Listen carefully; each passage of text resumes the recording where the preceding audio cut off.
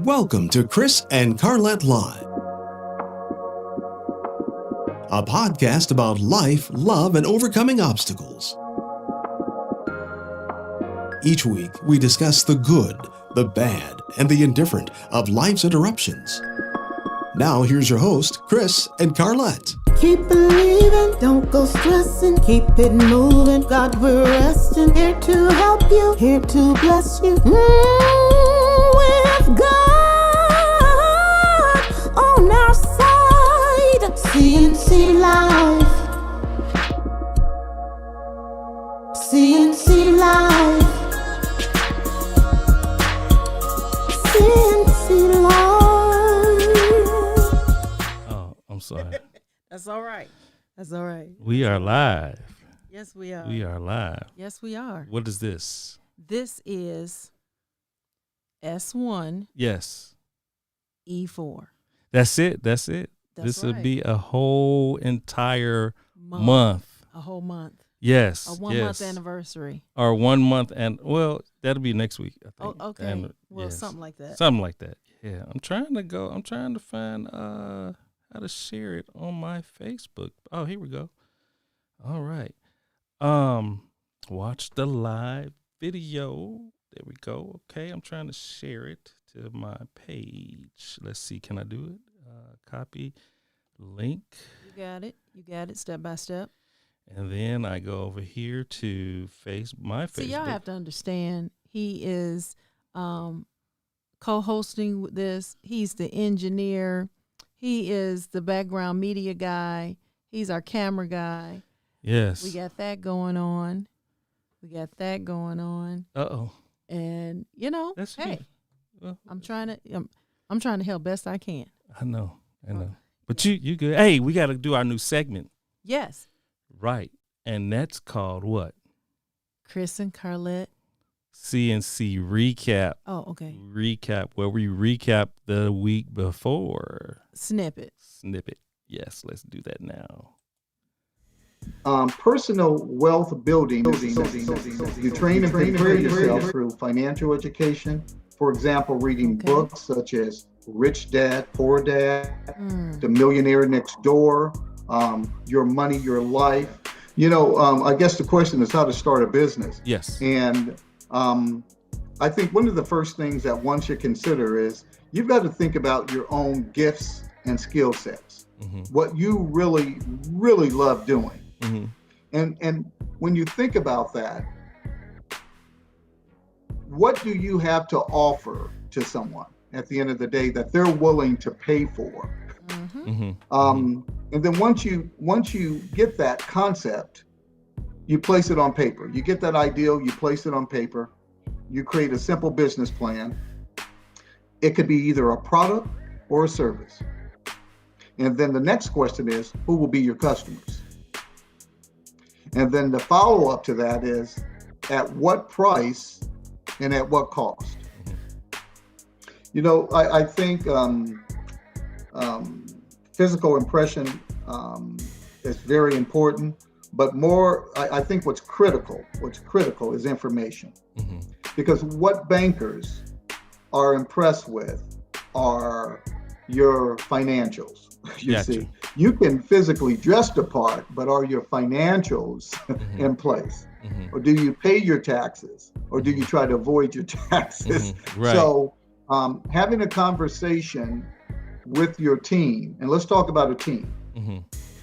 If I'm a small business and I want to grow to be a multi-million-dollar business so I can pass my business on to my son and therefore onto his son, I want to make sure that I've got all the right players in place to build this empire. So number one, I would need to have a certified public accountant, and he would have to understand what my objectives are, what I'm trying to do as a business, how I'm trying to grow, and make sure that my financials or taxes are in order so I can prepare those for the bank. The second thing is that I need a good attorney for legal advice, because I've got to go through contracts and I want to make sure that I don't place myself in a contract that I can't realistically fulfill. The third thing is that as the income continues to come in, you want to have a conversation with a financial advisor. And that was our 2-minute, little over 2 minutes, but it was some good information. Yes, it was. I encourage people to go back and watch that. Entrepreneur, thinking about it. We talked about financial literacy. We talked about wealth management, how to grow, how to think about legacy. Yes.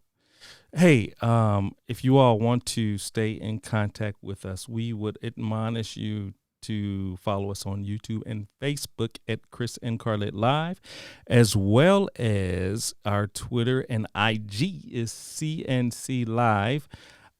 We will take callers today, and I will put that number up on the screen for you. The dial-in number is 727-931-3274. Hey, this was an interesting week. Yes, it was. For us. Not only did we have the inauguration, but we had a death of one of the legendary baseball players, as well as a key African American man that was nominated and confirmed to the office, the Department of Defense Secretary. So. Yes. That was last week was a great week. However, not to downplay that, but this COVID thing has gotten me a bit in frizzy. We had as you know, in the evening, I went to a home of a pretty well-known person, and then after I left his house, it was a whole crew of us, and I got a phone call. You need to take a COVID test. And I wasn't feeling any symptoms or anything like that, but it was a scare, to say the least. Just because I need to be here for my family. I need to be here for my kids, my wife. So to say that, and then to hear that my son's, I don't want to call her a tutor or what have you, but she's helping him, or what? I don't like using the word tutor. She's a part of the village. Yeah, she's a part of the village. To hear that she called to cancel today because she had COVID really kind of threw me again for another loop.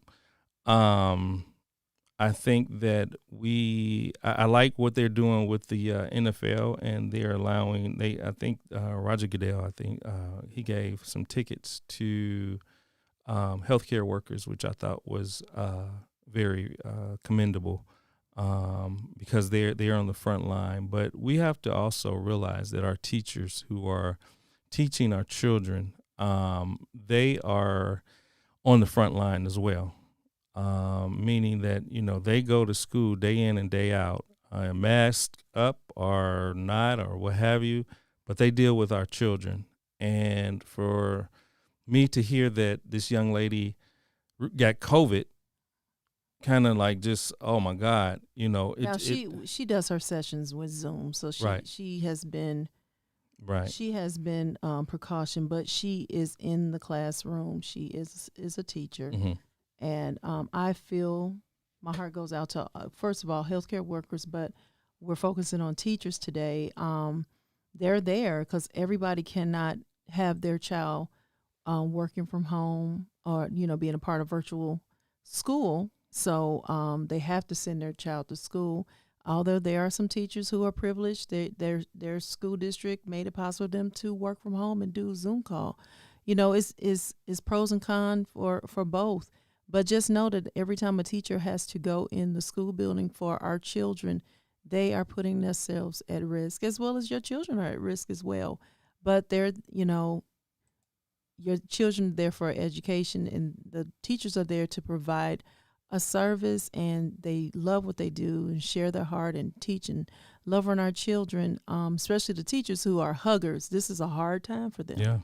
One of Evan's teachers, she's a hugger, and this is a hard time for her because she can't touch him.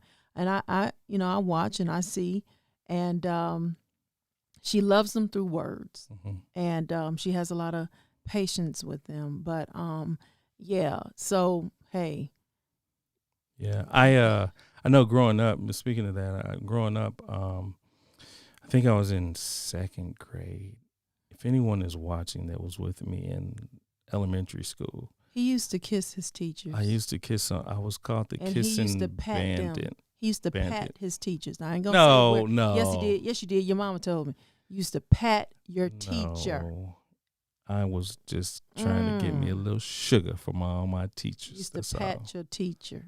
But even then, if COVID was around back then, it'd be a hard time for me as a student because, Mm-hmm. as a lot of students, they love their teachers. I mean, that's who, if you think about it, your child is with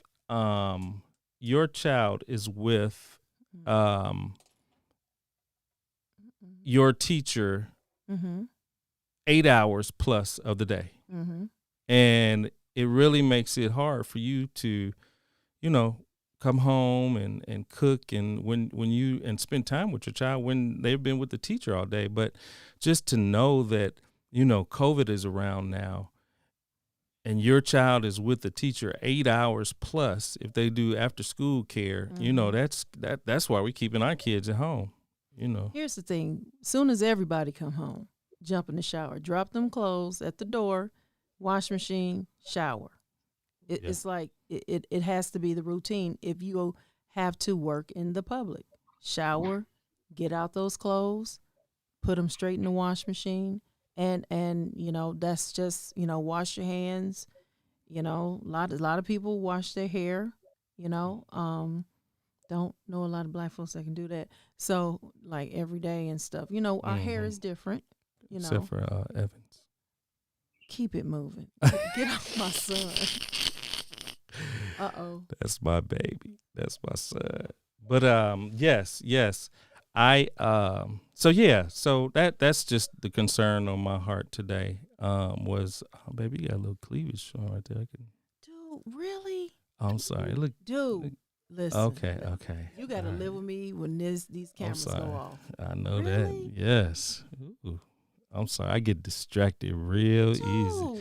Hey, you look cute today too. Every day you just got a new look. Every time we broadcast. Okay, so there's possibly some tech issues. I just gotta.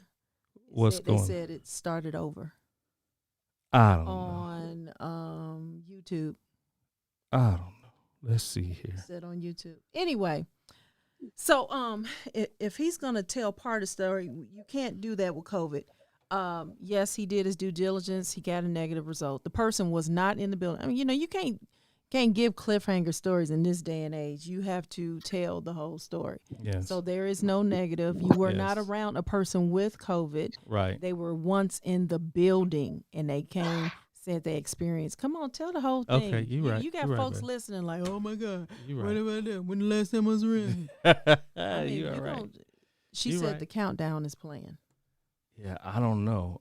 It looks like the stream stopped for some reason on YouTube. But let's bring on our guest. Yes, let's talk about our guest. Yes. Okay, so did you have I did. She gave me it's on your paperwork, baby.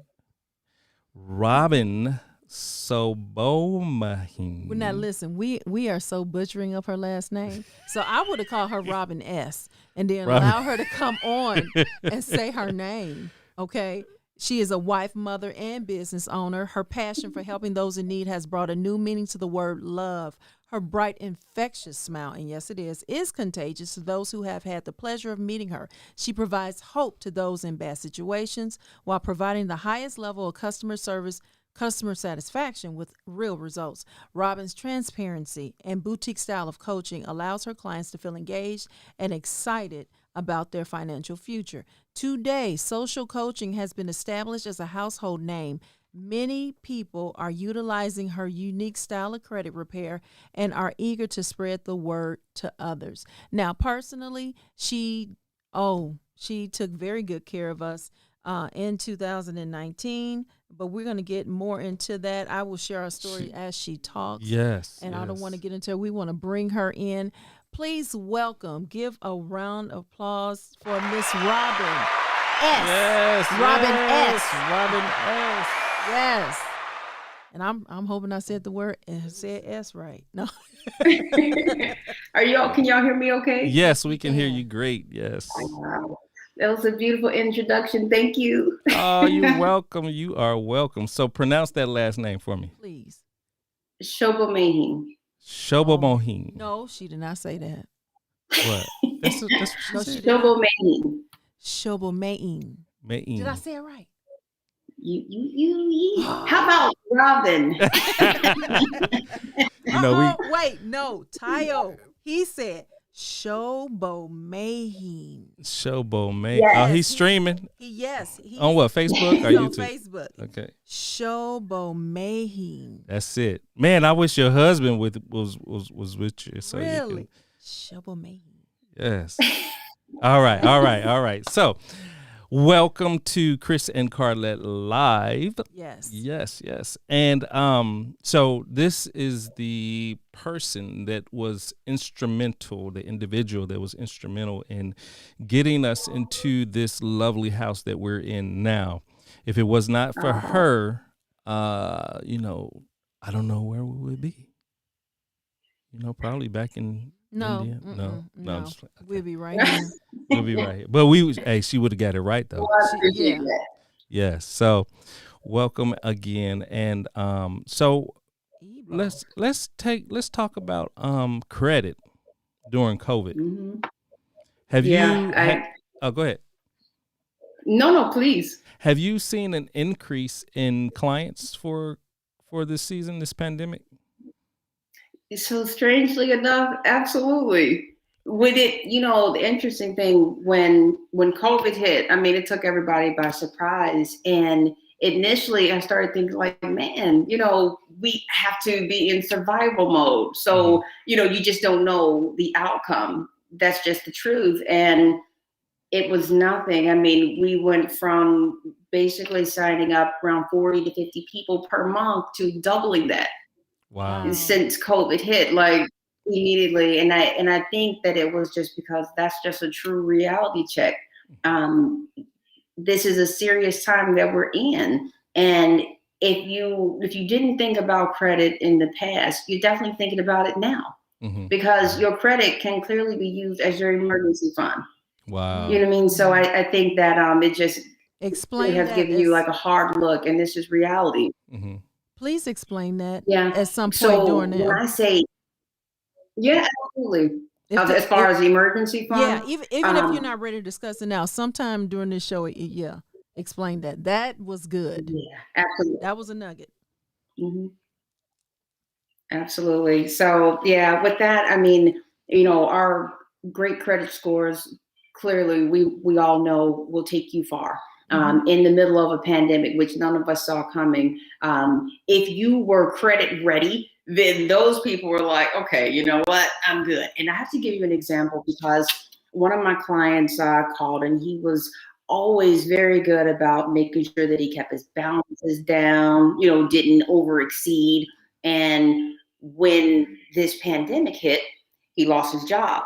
And him and his family were able to live off their credit cards for about 8 months. Oh, wow. Simply because that credit was right there at his advantage. They didn't miss me. And so he called me, and of course he put me in tears because he's like, thanks to you, I listened. I didn't, go over my credit cards. My balances are on point. And when I really need it, it's here for me. Yeah. So great job. Because again, he didn't have to move out of his apartment.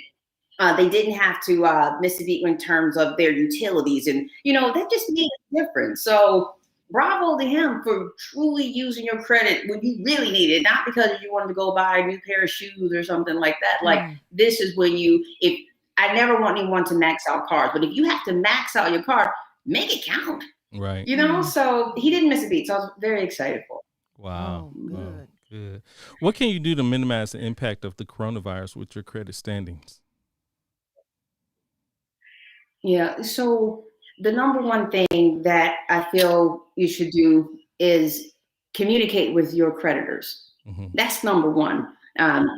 you have to communicate because yes, we're in the middle of a pandemic, but unless you contact your creditors, they're not going to automatically just stop your payments. Even though this system is now in place to help people, if you don't get on the phone, they don't know if you're impacted or not. And so and I always have to use examples because I've had clients that will call me and I'm asking them, well, what happened? Because I see there's a late payment that just posted your report. They're like, well, we're in the middle of a pandemic, so I would have assumed that it was taken care of. You can't assume something like that. Like, you got to be all on top of your credit. Right. You have credit cards, you have balances that are due. You have to get on the phone. If this isn't something that you can do, there's so many resources right now that are there to truly help folks. So yeah, communication is everything. You have to communicate. A few things would happen with that. They can either reduce your payments, stop your payments, reduce, like I said, reduce the amount that you're paying per month, defer your payments for several months. But again, the only way they would do this is if you actually contact them for that. So that's huge. That is the number one thing. Wow. Yeah. And of course, regularly check your credit.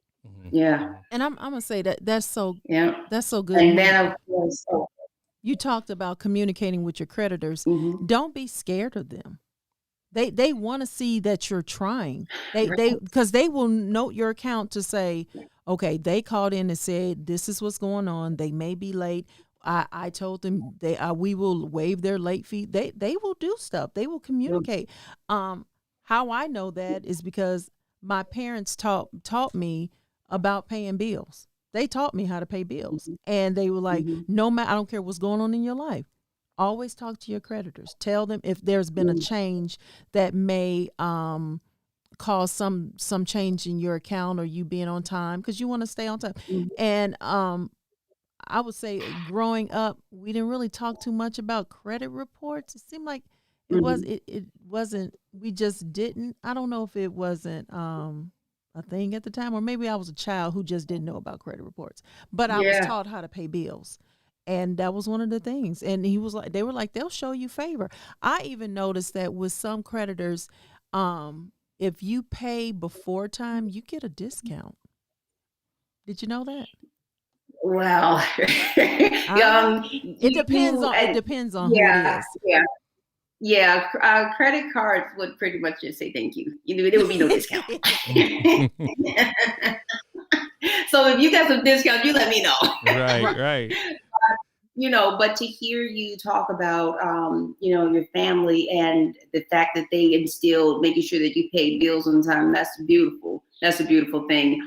Everyone wasn't privy to those conversations. They learned the hard way. They learned that later, after they need their credit, they can't get it because they didn't pay their bills, or they maxed credit cards and you weren't aware of that. You learn that after the fact. And so really that's why I try my hardest. I mean, anybody that's willing to listen to me rant and rave about credit, I'm talking about all day and night. I just actually left the classroom, and of course we talk about credit. That's just what it is for me. Because for a lot of people in different communities, they don't know. And, you don't know the questions to ask because you aren't, you just don't understand what credit is and what it can do for your life. And so once you really understand that, it's like you're golden, sky's the limit. And I don't know if you ever see my shirt, credit swag. This means a lot. What this means is you walking and feeling real good. You are proud because you have worked toward a goal. Yes. You know what I mean? And once you've been there, once you've been in a position where your credit is not that great, and if you get to the point where now you have great scores, you can go do the things you want to do, you walk in with credit swag. Oh. Right. Credit so swag. That's really what it's about. So when we yes. when we were buying our house, it was what I wanted to do, which we did, was to purchase a house for my wife, right, and have it in my name. Didn't want to use her credit, income, or whatever. I just wanted to do it as a gift to her, right? So when we talk about a good credit score, my credit at the time was blankety blank, but you brought it back to where it was well over 700. And what do you consider like a good credit score, average credit score? What do you do? So in reality, the average credit score is 650. Okay. But if you are in the sixes, then that means there's a lot of room for improvement. Mm-hmm. A comfortable credit score is in anywhere in the early 700s. So if you're around 715, 720, you're good. You're not going to have those issues of paying higher interest rates and, paying more for items because your credit score is low. So again, unfortunately, the average credit score is around 650. A good credit score, you're looking at 715, 720. Wow. Now, of course, everyone wants to be in the glorious 850 club. Mm-hmm. But, I see credit scores and reports every day, all day. And there's just a very, very small number of people that have 850. Not to say that's not attainable, but it's a beautiful thing to say, 850. Right. So, but if you are in the mid sevens, you can get what you need. Mm-hmm. I will tell you, in that mid seven, you don't have, and thanks because of you, mid sevens, you don't pay security deposits. Yeah. That's a security deposit for your life. Yeah. Yeah. And then the other thing I was going to say, okay, I got a question. What if a person is almost at 800? They're trying to get to 850 and say they're 790 something. What do you say? How would you help somebody like that? So what I would be looking at, there's a few things. And to me, that's kind of like a fun fix because you can increase your credit limit. Mm-hmm. You can increase your credit limit because anytime you have more credit availability, your scores improve. Mm-hmm. That's one thing. Of course, you can do that, but never let them run your credit to ask for an increase. And then they can also take a look at their personal information. If they have multiple names, multiple addresses, they need to work on that, clear that up, your scores are going to improve. So that's something that they can do. That to me is a simple fix. Mm-hmm. And I would never suggest that anyone do any disputes online or over the phone, but the only ones that I would say you're good is if you're going after your personal information. Anything else you want to follow snail mail, but other than that, absolutely something. So those are just like simple fixes, especially if you're right there, then you don't have I highly doubt if you have, some late payments anywhere, like you pretty much have a clean report. Go ahead and take a look at that and see where you can ask for a little bit more money, or maybe they have too many credit cards. Mm-hmm. So in that case, you might want to consider closing one of your newer cards. So it's just kind of a numbers game when you're looking at credit reports. And that's really what it's going to take to boost those scores up more. What about when it comes to authorized user?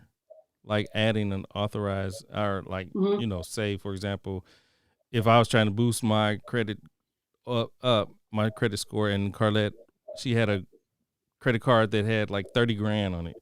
Could she add me as an authorized user and then that'll boost it up? Or what do you say to that? Yes, absolutely. So I think that is one great way to boost your scores. As long as you know that this is a great account, there's no issues with the account, it's not maxed, there's no late payments ever, then absolutely, I would definitely suggest adding yourself as an authorized user, because that great account is not going to be listed on your report. So again, to me, this is a trust factor. I know folks are out there and some people are buying trade lines and all this and that. I think it should be a little more personal. I think you should know what account you're actually putting on your reports. But yeah, 100%, that is a great way to build credit. And along with that, when I think about authorized users, the first thing I think about is our kids. Mm-hmm. Add your child as an authorized user on your report. So when they become 18, they have excellent credit. Without a shadow of a doubt. I'm not saying give them a card, or maybe you will, but that's like the best gift that you can give a child, the gift of credit. Because I'm not signing anything, and it won't be anything my name. So, right. But it really is. And so but that's exactly what I did with my son. He was 13 years old. He was added to my card, and the funny thing is, his score is like higher than mine. Like, how'd that happen? Hey, But yeah, he was at it for years, and he's 18. But you got to have good credit, though, in order to add them the right. I mean, well, you can't have a high balance. Right. You can't, yeah. Yeah. Right. Wow. I'd be like, yeah, maybe we're going to add you. You're not smart. No. So, if you have an account that's in great standing, do yourself a favor and add your child to your card. And if your baby is nice and responsible, which I think this is a fantastic way to teach responsibility, give your child the card, because I mean, that's what it takes. We have to have these conversations. Mm-hmm. This is what the credit limit is. This is what you're not supposed to go over, because here's what happens, and so maybe it wouldn't register automatically, but you keep having that conversation. I think it all pays off. Mm-hmm. Wow. What about when it comes to ways? What are some of the ways to, outside of authorized users, to build your credit? So some of the ways, of course, would be dependent upon it. If you don't have any credit, of course you need credit. The number one way to boost your credit scores is to make sure that you have active revolving debt. You need a credit card. In fact, you need more than one. So you need credit cards. And again, 30% of your scores are made up of revolving debt. And along with that, I always like to say that we have so much control over our scores, because 65% of your scores is based on what you do, how you use your credit cards, meaning you're never going to max your card, and then you're going to pay on time. Those two key components make up 65% of that 100% of your cumulative score. That's truly how you build credit. Pay on time, continue to build. You want to have a good mixture of credit. And that doesn't mean that someone should go out and buy a car just to have a mixture of credit. You know what I mean? But you just want to make sure that you're following the credit system correctly. But yeah, increasing your limits really makes a difference. Credit card companies know if they're going to offer you money, because each card that you have has a max amount that they're going to provide. So all you have to do is ask for it. When you ask for this, you just tell them, hey, I want to go ahead and do a credit limit increase for whatever reason you give them. Makes no difference. You're going to ask, but you're also going to let them know, but I don't want my credit to be ran. And again, they know if you're going to get it or not.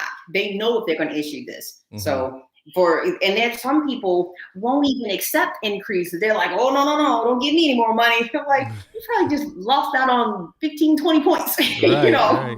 Yeah, I remember. So yeah, those are some things you can do. What do you think about the secure credit cards? The ones where I think secure credit cards, and how could I? Yeah, right. And forgive me, because that is a way to build, of course. Secure credit cards absolutely work. This is really geared toward folks that virtually have no credit whatsoever. So unfortunately, no credit is bad credit, because you have nothing to prove that you are worthy of credit. A secure card means that you're securing with your own funds, and you're saying, okay, I know how to be responsible. And so you're going to treat this card just like you would a traditional unsecured card. You keep that balance nice and low. You pay on time. You don't go, max it and then pay it back off, within 30 days. As you max a card, it's going to drop your scores. So you treat that card like you would an unsecured card, and you'll be just fine. That is one great way to, clearly build your scores. So is it like an algorithm that they use to issue credit to, or some type of algorithm? Yeah. Oh man, I'm getting warm now. Let's talk about the algorithm. So, the credit score algorithm is really, really interesting, because everything on your reports, the numbers matter, verbiage matters, how old it is matters. So things that we've done over the past 24 months, particularly, is what is going to make a difference with your current scores. Each time you have your credit ran, so to speak, your scores refresh in that moment. Your scores are based on the probability of what's going on around you. So what that means is, if you have someone that has a profile that matches your profile, if they aren't the best of payers, your scores are going to be lower because of this profile. Mm-hmm. And this really consists of like zip codes, things like that. So basically what I'm saying, if your neighbor has bad credit, your scores are going to be lower. Oh my God. Wow. Simply just because of that alone. Yeah. Yeah. So, Wow. and again, it's all about the probability. Mm-hmm. Yeah. Yeah. And there's so many things that come behind that, because if you have lower credit scores, then we're automatically flagged. Flag means the likelihood is you drive fast, simply because your scores are low. You drive fast, so that means your insurance is going to be higher. Oh, You yeah. might be very slow, but you have bad credit. Guess what? You know, Right. you even that's even down to employment. If your scores are low based on that algorithm, guess what? You may not get that job. You know? Wow. Man. So would you say your credit report is your like integrity report card? It is. That 3-digit number. Look, you know, because you're not on the phone with you, like, girl, look. But yes, that credit score determines and defines your next steps. Mm. This can prevent you from moving forward comfortably. This can change the quality of your life just based off this number. So I think that everyone should do their own due diligence and seriously like be obsessed when it comes to your credit. And honestly, because there are things on our credit, just a simple little hiccup can cost you big time. You know what I mean? So when I say that, I'm referring to mixed information on your reports can lower your scores. If you have too many addresses, we're already flagged that there is no stability. Your scores are lower for that. Oh, If you're partnered with hard money lenders based on retail cards. No, seriously. Yeah. Multiple addresses, multiple telephone. You always changing your cell phone number. That shows up on your credit report. Yes. That's crazy. It's a sign It of does. stability. It does. Oh It my absolutely God. does. Yep. So then Isn't it terrible? You know, So you as the credit specialist, you have to go in and clean all them addresses up, all those phone numbers up. Wow. Yes. Wow. Yes. And it's not always an overnight process. You know, the bureaus are antiquated, and that's just the truth. So we have to, in terms of the process of repairing, you have to repair the way the bureaus operate. You know, but yeah, all that stuff, we gotta clean it up. And I get fussed at once in a while. Hey, Wow. but you know, it's okay. So what about when I'm in it for the long haul.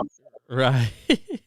What about when it comes to, you know, say I'm on my, you know, I didn't know about your service, and you know, here I am. I'm thinking that, you know, I need to pay off this collection company, pay them off or settle with them versus not paying it, or either paying off this credit card versus, you know, paying little bit by little bit, you know, just the minimum due. Is there a strategic method to, you know, should we deal with those medical bills and, you know, so forth? Well, so let me give you my disclaimer. So I would never tell anyone not to pay a valid debt. So the key word is valid. Mm-hmm. If you make a payment to a collection account while it's on your reports, there's a lot of bad things that now happen. Because first off, you're going to reset that clock. The clock is basically the date of last activity. So if you make payment arrangements, which a lot of people think, you know, this is my debt, I should go ahead and pay it. You are not looking at your report suggesting that it is in your accounts unless you're a victim of identity theft. Anything outside of that, you should question it. If you pay a collection while it's listed on your reports, the likelihood is it's going to lower your scores. The best thing you can do for your credit is to have it deleted off your reports and pay it once it's been removed. That way there will be no effect to you. Gotcha. Again, if you make payments or payment arrangements to collection accounts, every time you make that payment, the clock starts over. You can't wait. And it gets better. Let's say you made one payment. You can make one payment, and in their comment section, they will say settle for less than half. That verbiage is just as bad as a Chapter 13. Oh, wow. So, yeah, it's to your advantage it's just a good idea to if you're going to pay and you say, fine, I want to go ahead and take care of this, then, let me go ahead. Then you make sure that you're going to pay to have it removed. It's almost like a pay per delete. You want to get that in writing. If they tell you over the phone, yeah, no worries, pay it. Well, you can look up in about a month or so, you'll still see it. Mm-hmm. So you want everything in writing. If you want to pay the collection while it's on your report, make sure that you have it in writing that it will be removed upon payment. Mm-hmm. That is the only way that I would pay a collection. Right. I think this is a good time. And then not only that, kind of play off that. Go ahead. Oh, I was just going to say too, once collection accounts post to your reports, it wouldn't be a good idea to pay it in full, like pay that balance that they're asking for. You can always negotiate that 100%. Because they didn't pay the full amount, so why should you? And it's over, so yeah. Well, I was going to say the good time, we have people that's in both, we see them on YouTube as well as Facebook. And if you want to call in, this is your time to ask that question, or you can even type it in and I'll ask it for you and get the answer. Dial in to 727-931-3274. Now, if you have an AT&T phone, they had an issue with the company. And so this is what you have to dial: 209-399-9093. And your access code is 727-931-3274. You have this credit specialist here. Ask the question. If you don't want to, like I said, you can type it in and I'll ask it for you. You better take advantage of it while you can. It's free. It's free today. It's free today. But if you want any counseling, it's going to be a charge. and let's talk about just the money real quick.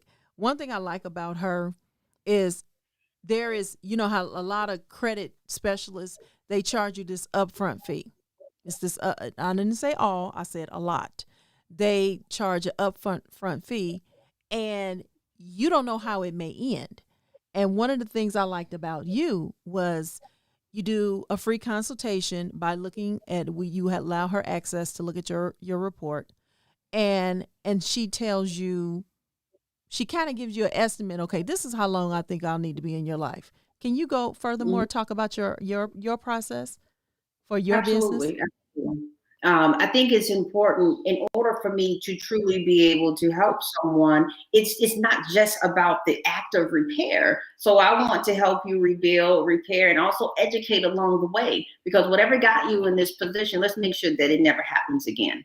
So that's one thing. But also in terms of their reports, after our 15-minute consultation, which is absolutely free, then I'll go ahead and send them information for them to actually retrieve their reports. I want to take a look at these reports, and exactly what you said, I can give an expected duration about how long this should take, to get this done based off the number of accounts that you have, and also based off the type of accounts that you have. There are some accounts that are considered deep delinquencies, so you just kind of have to give a little wiggle room for that matter. But yeah, I think it's truly important to get to know the people that I'm working with, and to really have those personal conversations. Like, I'm all in your business, so we should know each other. I used to always say, like, when people sign up, like, okay, we're best friends now. You know what I mean? So you're gonna call me because I can see everything that's going on. And if you max out your card, I'm like, excuse me, what are we doing here? We got a goal that we're trying to meet. Right. And by the way, her sign for her company is all over Northwest Indiana, probably Illinois too, right? Maybe. Yeah, we're everywhere. We are. We have clients in most states as well, so it is a beautiful thing. Wow. Because she got so busy, I was like, why don't you see if we can help you out a little bit? So a franchise. I remember we've had those conversations. Right. Wow. So will closing credit cards hurt your score? Yes and no. Okay. If you have enough available credit that you would then like to begin closing some of those cards that you just no longer want, people have different reasons for it, then it will not hurt you. Again, it's all in, you never would want to close an account that has the longest history, because you're getting credit for that.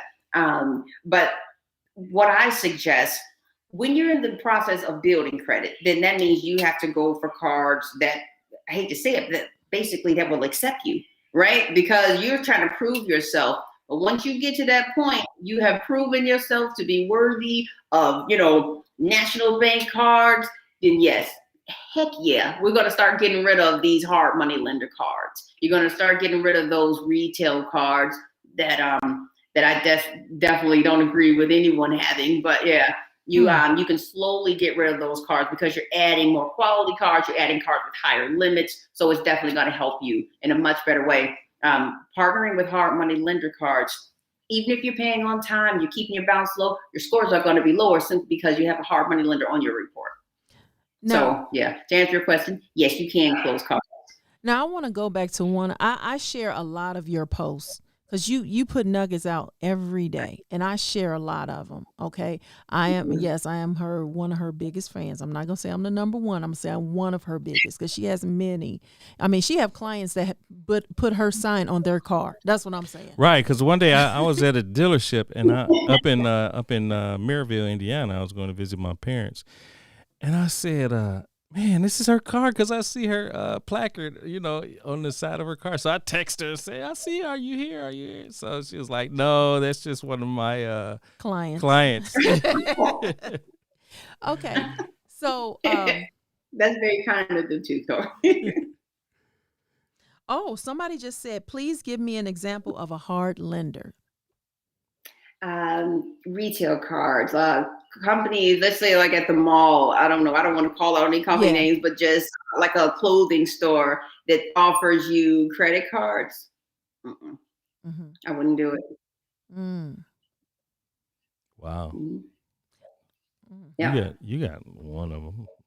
But what?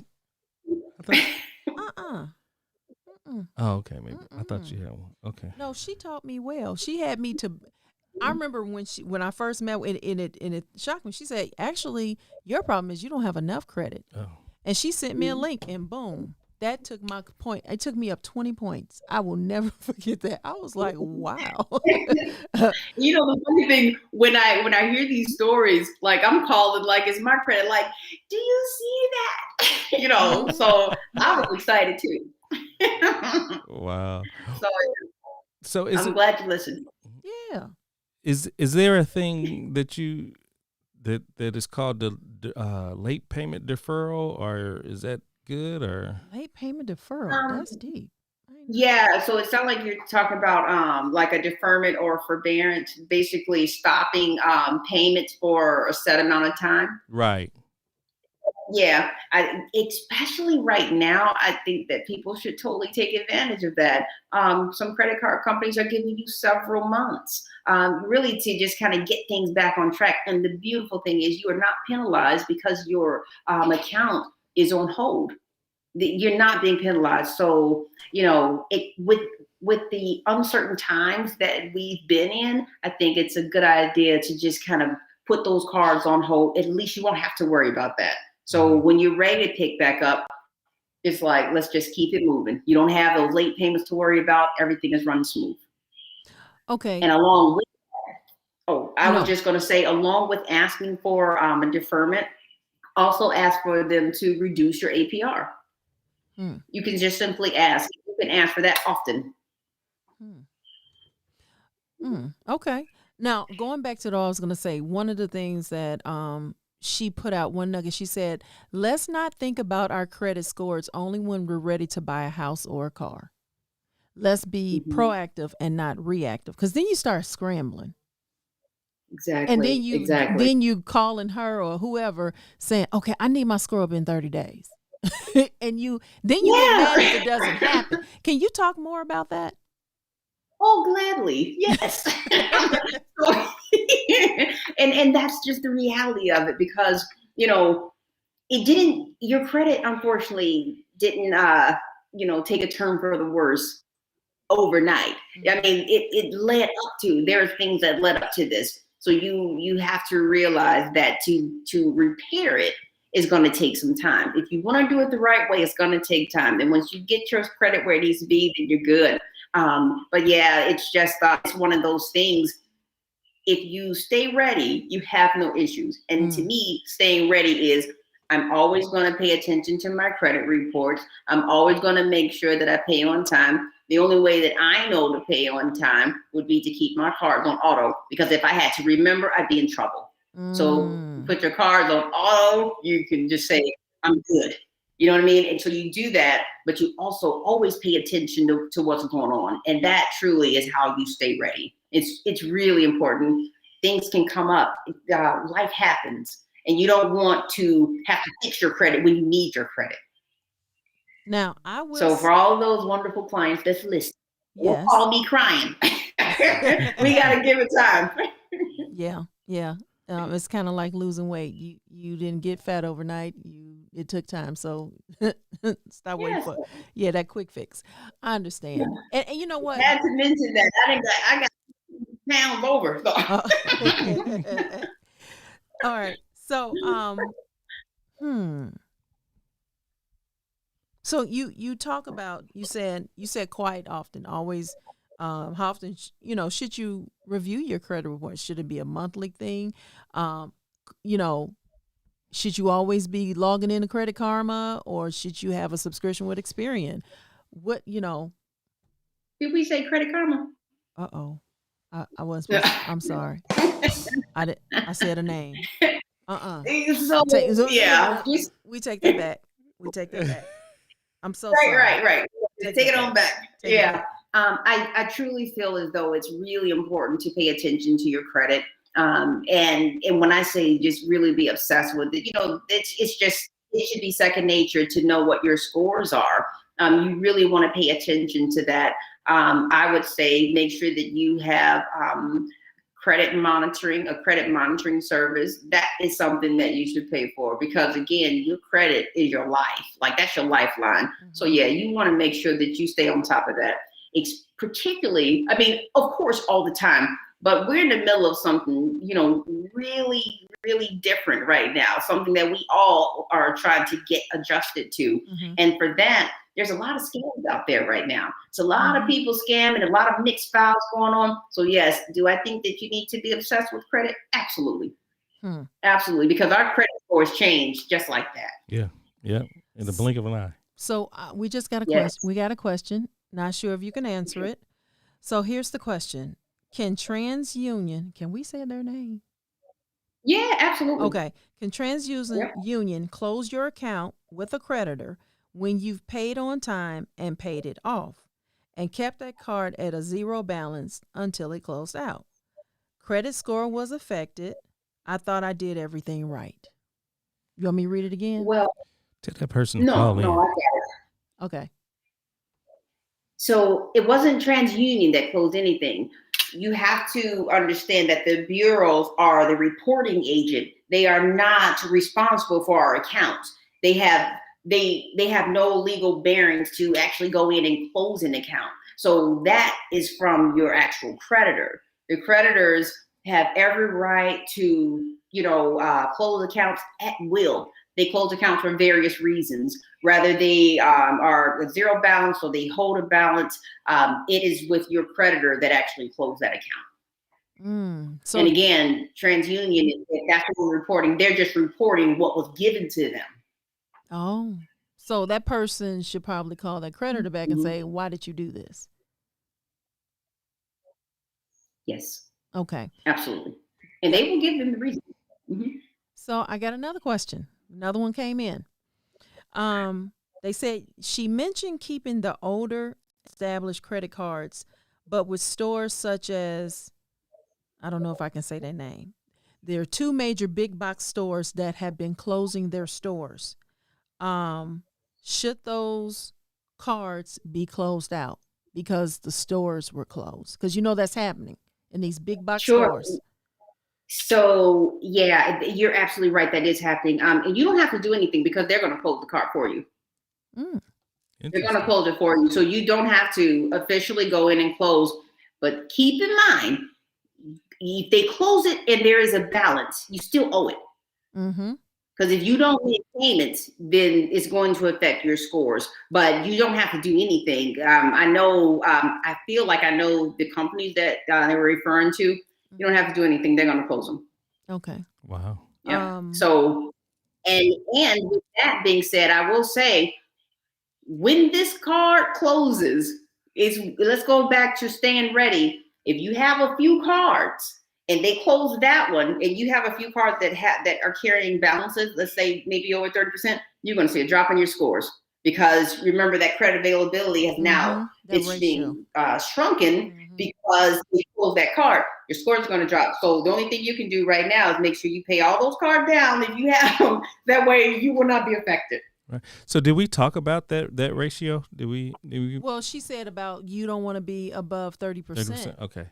So if you have a $9,000 credit limit, don't be above $3,000. Jesus. Just saying. Yeah. Because if you spend $1 over, your scores are going to drop. Really? That's all it takes. Yes. Like it's that serious. You know what? My calculation wrong. No, 2,700. 3,000 is 33%. 2,700 is 30% of a $9,000 balance. Wow. I mean credit limit. Yeah.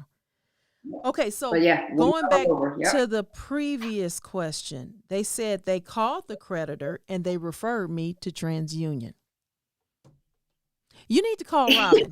Her number is 331-201-9881. Hear me good. Call Robin at 331-201-9881. Or they could just call us now at 727-931-3274. These questions are good. And she's ready. Yeah. But I can assure you that TransUnion, they do not close cards. That's not how this works. No, no, it's not how this works. Wow. Okay, so if I'm in the process of going out looking for a house or a big ticket item, let's say a car or something, and I'm trying to get to a certain credit score by the end of the month, how fast can you raise your scores?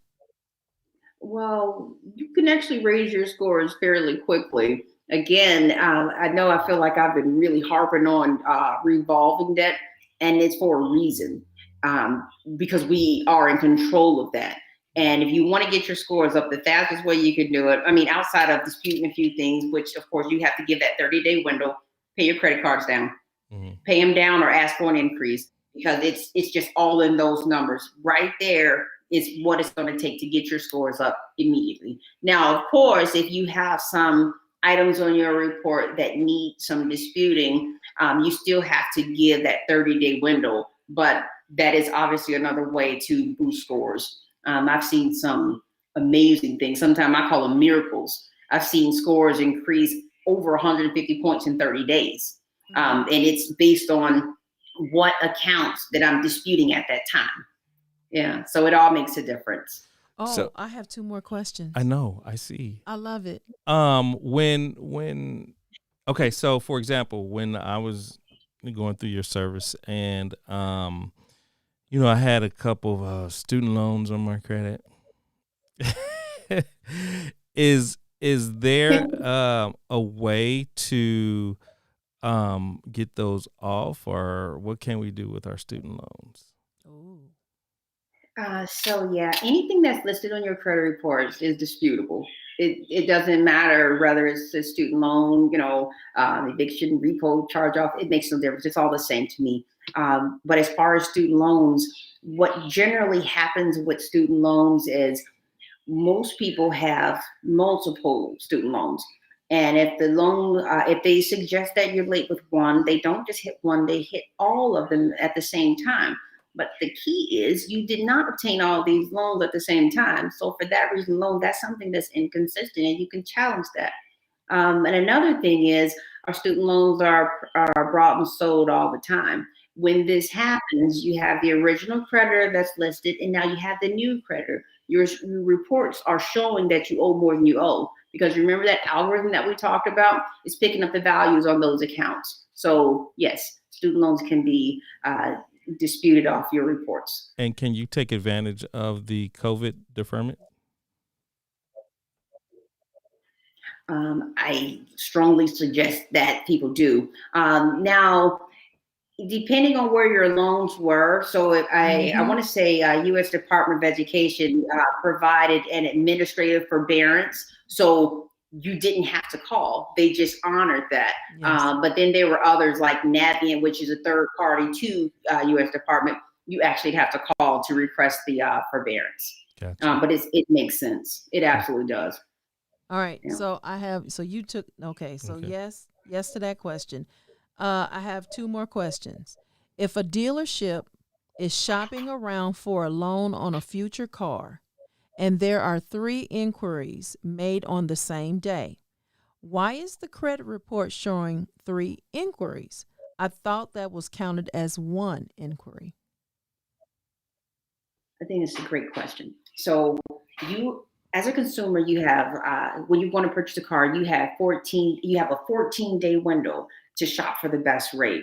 If your credit was ran multiple times, you are going to see all of those inquiries on your reports, but it only affects you, by 1 hard inquiry, even though you see multiple inquiries. Of course, nobody wants to see inquiries, and yes, they can be disputed off your reports as well. But again, if you're within that 14-day window and you had your credit ran 3 times, 10 times, it's all the same. You're only affected by 1. Okay. Next question. Even though you can see it. Okay.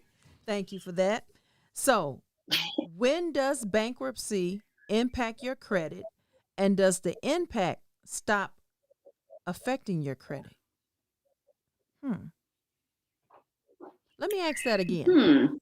When does bankruptcy? When does it? How does bankruptcy? No, she corrected herself right under. Okay. When does bankruptcy impact your credit, and does the impact stop affecting your credit? No, I get that, because they filed bankruptcy for a reason, I guess, and then as you're told that after so long it will stop affecting your credit. I know somebody. I'm going to tell you. I know someone who did file bankruptcy, and then so many months later, they had ample opportunities for credit cards. So do you want my opinion? Yes. Well, no, So, just answer that question. Just don't. No, but I'm saying I understand the question based on I know somebody's story. So first off, a lot of people that file bankruptcy don't have to file bankruptcy. They just assume that's just the best way to go. But in fact, it's not, because a lot of the accounts that were in your bankruptcy have probably already expired, and there's no point in filing bankruptcy. You didn't have to pay them, and they can't come after you. But if you pay them, then they can sue you. That's one thing. Everybody doesn't need bankruptcy. But if you were one who decided, I'm going to go ahead and file bankruptcy and, clear these accounts, bankruptcy just protects you from being able to be sued from creditors. It does not remove any of these accounts from your reports. The amount that you owed is shown on your reports, and that sting of that bankruptcy is still on your reports. Bankruptcies can last up to 10 years. Now, what you told me as far as once someone filed, a few months later, they were able to then go and obtain these credit cards. Yes, is there the possibility of that? Of course it is, because your bankruptcy has pretty much wiped out your debt.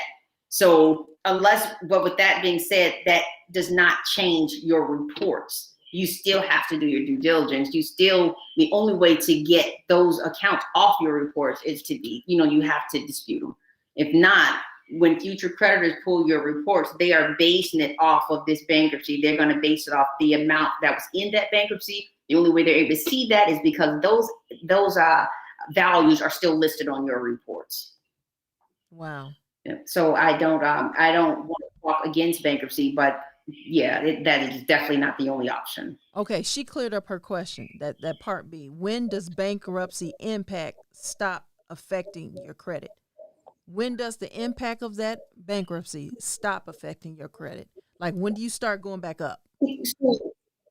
Sure. Right. And that really is just the fact of taking time to then begin rebuilding your credit. That's really all that is. The bankruptcy is still shown. Whenever your report is pulled, it shows you that you have a public record. That's it. So it's still going to be there. it is there for everyone to see. Oh, wow. But again, in order to ask the question, when does the impact lessen? It lessens over time, because you are going to now start rebuilding to show, that you're worthy of credit. And so really I want to say that's just dependent upon how you use your credit moving forward. Mm-hmm. So, going to a different subject. I had 2 more questions, just whenever you're ready. Okay. So, when we went to refi our house, this past, I think it was the last quarter of 2020. During COVID. So the bank, I actually called the right before I did the refi. Maybe it might have been maybe about 2 or 3 months before that. But I called the bank and just inquired about this COVID relief thing. And so they flagged my account as if I wanted to take this opportunity. However, when I went to try to get the refi, the underwriter said, no, you can't have it because of this flag on your account. Do you know about this flag? And no, finish the story. Oh, go ahead. Finish the story for me. No, finish the story. You finish it. See, he leaves you. Listen, Cliffhanger. He leaves the story. Cliffhanger. The story ended that he had to call the company, and you and your toys, okay? But he had to call the credit company, excuse me, and have it removed. He was like, I just asked the question. I didn't ask for that. I didn't lose my job. I just asked the question. Was this something for everybody or just people who lost their job? I just asked the question, why are you flagging my account? And I'm going to tell you another thing he noticed. When he looked at the bank statement, he was like, hold on. My mortgage payment had not been taken out. They did not take one of the mortgage payments. And that was another reason for him to call. Oh, we signed you up for the program. I did not ask you to sign me up for the program. Right. We are staying consistent with our payment. Listen, you got to stay on top of your stuff. If your account is too high and some bills supposed to come out, don't be sitting up here talking about, see, look at God. No, you need to call because somebody didn't take that automatic repayment out, and just stop playing. And then when you call and find out, oh, we didn't take it out because a Bumblebee was in the office. I mean, whatever reason, you stay on top of it because you're going to be the one hurt in the end. Please. Now, see, that's how you tell the story. That's it. That's right. But look, to what you said, that's exactly what I would have recommended. Simply call them and ask them to remove it. Absolutely. And it's the same thing if someone is going to purchase a house and they've been under credit repair, because in the comment section, it shows, this account is in dispute.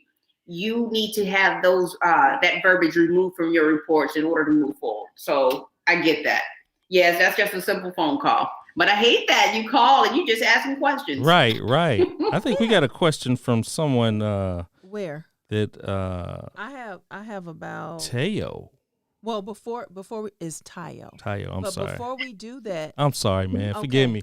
Forgive me. Listen, he's a bodybuilder. You want to get that name right? Yeah. He's buff. Yeah. Okay. Pastor Jackson said, if a creditor offers you, now you answered this earlier, but he wasn't able to be on. He got on. Okay. If a creditor offers you to offer you a settlement on your account and you pay it, will that be a negative on your credit? And she answered this earlier, but that's a good question to come back around to. Yeah. So should you pay, like you said, I guess like a credit bureau or a settlement, that type of thing? Sure. Yeah. Again, 100%. I strongly encourage to pay it once it's been removed from your reports. So honestly, that's the best way. Remove it off the report, then pay it. We can Absolutely. Say that again. I was just going to say, or you can remember I mentioned the pay per delete. If they're willing to remove it upon payment, as long as you have that in writing, then you're good. Okay. Yeah. But that requires one payment. Mm-hmm. Y'all better call Robin at 331-201-9881. Yes. Okay. And mention CNC Live and you'll get $1 discount. Listen. Wait, hold on. Tell her. Be like, you get a free consultation. Okay, so here's the next question. If a creditor offers you a settlement and you pay it, can you still ask for it to be removed from your credit report? And the answer is, wait. Let me be clear. if a creditor offers you a settlement and you pay it, can you still ask for it to be removed from your report? Yes. Yes. You will. You wouldn't be asking the company, so to speak, but you can dispute that off your reports, regardless if it's paid or not. But just know that it is much easier to have it removed before you pay, because when you make payments to collection accounts, what you're saying is all of this information is true and correct based on what you have on my reports, period. So yeah, it's a little more tricky, I should say, to remove them once they've been paid. We got about 5 more minutes. Okay. Especially if they Okay. Well, So we have Tayo's question. That'll be the last question. yes. So Tayo said, why do credit scores differ from mortgages and auto dealers? That's a great question. That's real good. Did you say Tayo asked that question? Yes, he Yes. did. Your biggest supporter. My Tayo? Yes, your Tayo. Yes, keep it fresh. Yes. Yes. Basically, the difference is the amount of accounts that you have per bureau. And to answer this question in short, all creditors don't have to report to each bureau. It's completely up to them. It's optional. And so if you have more positive accounts on TransUnion, less on Experian, that's where the fluctuation comes from, just based off the number of positive versus negative. Mm-hmm. Okay. And that's it in a nutshell. Go ahead and ask another question. I'm trying to do something. No, that was the last question. I every person that's submitted on here, I've asked their question, and I thank you all for typing, submitting these here on Facebook Live and on Oh, okay. Shan, she said, okay. Oh, I have a question. When a person get a black card, what does that mean? The mighty black card. The black card that you want to just snap on the table just like that. Be like, say my name. It's a black card. I don't have to listen to you because I have a black card. Listen, please. I look at a black card like one of the symbols of success. Like, okay, my credit has arrived. Now, mind you, it does come with the hefty annual fee. And how much is that? And how much cool is it to have that? How much is that black card? You say what? How much is that black card? You said I want to say it's $500 per year. It's either $500 or $1,000 per year. But yeah, so it definitely comes with the hefty, but it comes with great benefits as well. Like what? So, like rewards for travel. Mm-hmm. You can chill in the airport lounge. It's a lot of perks to that. If you like VIP treatment, then yeah, you should get that. You get the VIP treatment. That one and American Express, amazing cards. I tell you. Oh boy. So the black card is a card, one of status. Yeah, I need that black Popping card. collars. Pow. Yes. But you got to still pay your bill. Hey, Tayo, I sent you a link. Check your messenger. Check your messenger. I just sent you a link. Real quick, Tayo, real quick. So another question just came in. Is it possible to have your rent reported to the credit bureau as payment? Yeah. Yep. Actually, it is. There are companies out there that are doing rent reporting. And I think it's a good idea because why not get credit for that? There is also Experian Boost that you can use because, as long as you're making your payments on time with your utilities, that's how you get credit. Now, mind you, that's kind of like a different scoring model and all creditors aren't adhering to the Boost, but it does make you feel good to know that your scores are increasing. Yeah. So yeah, but yeah, there's rent reporters. But I want to say that comes with a fee. So, Okay. But yeah, that is one way to do it. Somebody told me with the Black Card, $500 annual fee, and you get frequent flyer benefits. I'm not, listen, Black. So that's important. Ooh. I need to give me No. give me a Negro car. No. A Negro. Stop. Yes. Oh, goodness. This has been good. Oh, I got a question. Then I'm done. Okay. Can your credit be affected by a divorce? Yeah, it actually can. It can, particularly if you have joint accounts. Yeah, there's no question about it. It absolutely does. So if you have joint accounts and then you get divorced, you possibly have no control over what those accounts are, especially if it's an auto, or mortgage. So yeah, unfortunately, it can affect you. Okay. Now Absolutely. this is the last question. The last. When is the best and worst time to refinance your mortgage? When is the best I and think that worst depends time? on the individual. Yeah, that totally depends on the individual. I mean, of course, right now, as rates are as low as they are, it's opportunity for you to go ahead and do so. But yeah, that totally depends on what's going on personally. But there's no, I can't say that one season is greater than the other. To me, it just depends on what you have going on at that time and when is the best time for you. The best time, of course, would be at the peak of your scores, so you want to get the best rate. But yeah, there's no particular time. I mean, if you're ready to refi, then I would take advantage of that. And if so, then we definitely have a great lender that I would recommend. Yes, because I got a 2 something or another for my. I know it. Our mortgage went down. I saved $200 a month. $250. $250. Yeah, I looked at the numbers. Yes, you always looking at the numbers. I always look at the numbers. Great. Yes, that was good. So it's worth it. I mean, long rate. Yeah. I mean, it cost a pretty penny because I think we also bought down the rate a little bit. But yeah, it was. He even bought down the rate at the time of closing too. Yeah.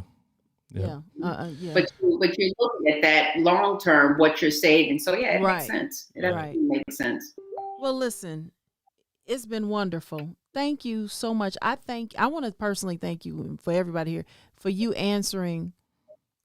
If you don't answer when I call, you call me back. You are responsive. You're a very busy person. Listen, she goes on vacation with her computer and she'll be in Barbados at the side of the beach, pulling on people's credit and getting it fixed and, sipping on lemonade. I'm just saying. She is dedicated to this. You look at her pictures. If she's your Facebook friend, I'm saying feet crossed with a computer on her lap, but she's fine. She's like, I'm staying consistent. I just chose to work in a different environment. So I do want our viewers, when you all call for her services, just please mention us so that she can get an idea of how many people are calling from the show. Yes. So that we can know, if it benefited or if it was, so please mention Chris and Carlette live when you all call.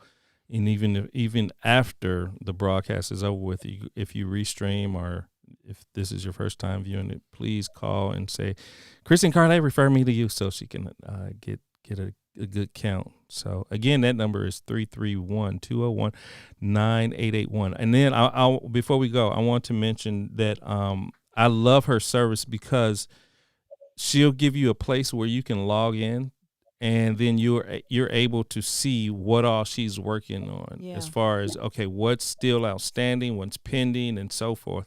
So feel free. She's going to set you up with this whole back office, type of situation, and where you can look at everything, what's going on with your account. And I will say personally, I can attest that when I used her service in a year, I've used it twice because we're trying to stay on top of it. Again, being proactive and not reactive.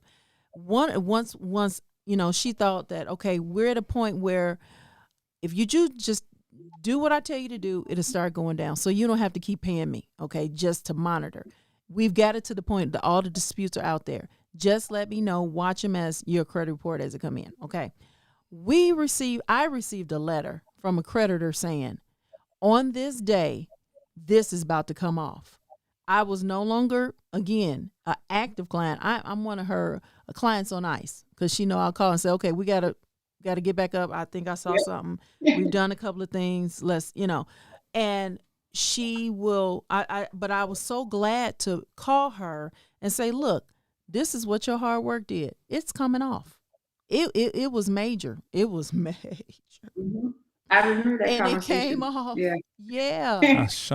And then. Yes, Lord. Oh, I got to call you offline. There was something else that happened in the past 2 months. Baby, say 20. No. Another day. But I got to tell you about it. Was something you did work on. Her husband is answering all her phone calls as we speak. I just sent him a message. I was trying to get him in on the show as a surprise. This has been real. But he's working. She got him slaving. Listen, over the phone. Real. It's been real. Robin, thank you so much for being our guest. What's your website? So I can be reached at mycreditlife.com. MYLYFE. Yes, mycreditlife.com. Yes, absolutely. So all of my information is housed there. Pricing information is there. And again, it's just a matter of if you would like to have a conversation with me to let me know what's going on with your reports. And I can give you a good idea about how long it should take to get this done. I'd love to hear from you. So I thank y'all so much for having me on. You're welcome. I appreciate it. It's our pleasure. About it, I'm like, yes, I'm all in.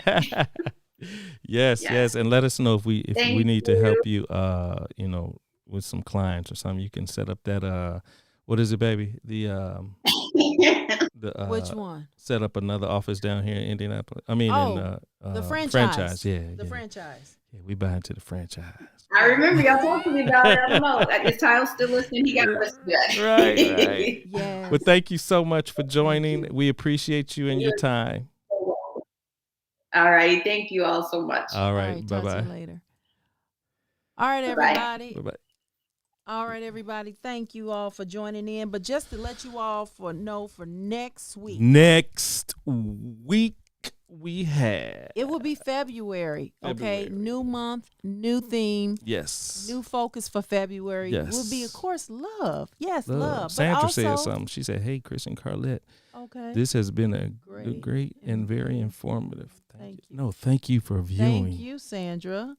And if you miss any parts of this, you can go and watch the replay again on Facebook and YouTube and on Chris and Carlette live page. You can please like, share, subscribe on those pages. But also, I want you next week, starting the new month, we also going to be dealing with Black History Month, February. Black History Month. And our guest is the Reverend Kimberly Patton. She is a minister of the gospel. She is one who was ordained under our new senator, Georgia Senator Raphael Warnock. And she will be discussing Black history, past, present, and future. Listen, we're going somewhere, okay? We're going to talk about it. Yes. And we have other guests and other topics the week after. But we're gonna go ahead and we've already so the second week, the 8th, we may have a special guest, may not, but we have something special. That is going to be something special. So we're gonna treat you all to something special. So make sure you tune in to that one as well as the first. But the 15th. The 15th. Oh, we're going to give you some history. We're going to give you some history. We're going to talk about the Black experience, the Bible. The Black Bible. We're going to talk to the one who, the audio version, which was spoken by nothing but African American, by Black people. Actresses. Yes. And we have a special guest that will be joining us, none other than Miss Denise Williams. Denise Williams will be on our show. Yeah. Because she was one of the people on there. Her voices. Yes. And we do want to thank our We good just cousin confirmed with Willette. her today. They Thank you, Willette. confirmed 10 minutes before the show. Yes. I'm so glad I answered. When I saw California, I was like, who is this? Yes, yes. But yes, they confirmed from tonight. They're on the books the 15th. Yes. And she was one of the voices in the Bible Black Experience. But the creator of it, my son, Christian, our oldest, when it came out, he was about 5 or 6, and he wanted that. He wanted, and we bought it, and we would be in the car, and we would put it on, and to hear the word of God spoken in these strong, powerful voices, and the animation, and just the sound effects that you would hear. I am God. You would hear all of that, and we still have it. It came in a long case, and Yes. I promise you, I had a complete stranger listening to me talk to Barbara McLean about it, and she overheard my conversation while I was shopping in Marsh in a clothing store, and gave me $5. Said, "Listen, any child that wants to hear the word of God, I gotta put a seed on it. $5 put a seed. Listen." And then got there and found out it was on a major discount. Listen, I was so happy. And it's a great product, and you can still get it. But listen, to have the creator, and the great thing about it, we met him while we lived in California. Yes, and he cool dude. He sat at my dinner table. Oh, yes he did. He signed. They also have a Bible. Yes, they do. That they sell as well to go along with it, and he autographed the Bible for me too. My mother said the show was very informative. Yo, mama. We tried to answer all the questions It's we so could. good. My mother is She's very the good. top supporter. Top supporter. Make sure you say her name, Sharon, pastor, co-pastor, Sharon. Missionary Sharon Missionary. L. Jackson. Mhm. Yes, she's Yes. one of the top supporters of our broadcast. Mhm. As well as if you got to mention one, you got to mention the other. The Right Reverend. The Right Reverend Superintendent. Superintendent of the Church of God in Christ for the 3rd jurisdiction. Do you know a superintendent is over a district? Oh, well, you know. Oh, Do you know what his district is? no. I can't remember. I think it was the Love District. The Love I District. think it was the Love District. I could be wrong. If they type it in real quick, I would say it. However, thank you all for listening. Right, Reverend. We will be back 7:00 first Sunday, and I'm not first Sunday. Look at me. The first Monday of February, which will be February 1st, and we will see you here. Thank you, everyone, for tuning in. Again, like, subscribe, share on Facebook, YouTube, Instagram. Text CNC Live to 474747 to get all announcements and updates. And as always, we thank you. We love you. Thank God for you. What's going on? I'm just trying to see something right quick, baby. Okay. All right. So. Well, never mind. I was trying to do something. Yes. You did a great job closing out too today, baby. Okay. Well, thank you all. We love you. You look Say so your beautiful. prayers tonight. Say your Please prayers. pray for him. Now I lay me down.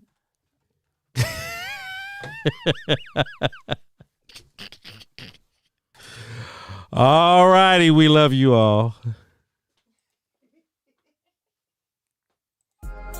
Thanks for joining us this week on Chris and Carlette Live.